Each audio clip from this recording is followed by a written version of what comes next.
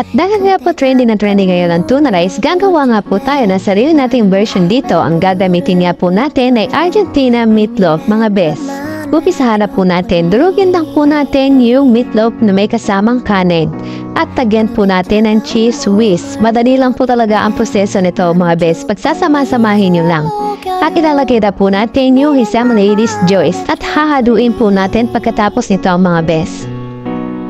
O diba, hindi natin akalain na pwede rin palang gawin ang meatloaf bukod sa century tuna base na madalas na ginagawa natin ngayon dahil trending na trending nga ito. At ayan na nga po, nahalo ko na mga bes.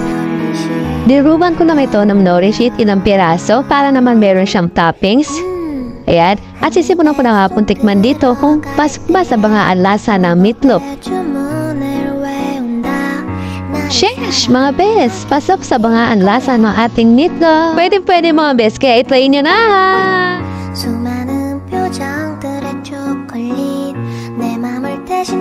At dito sa part na to, nag-inarty pa ako, nag-create na ako para sumo na lang ako ng subo. Kasi yung kasama ko habang gumagawa nga ako, mga bes, sa kanya na pupunta. Kaya nga ayan, thanks for watching, bye-bye!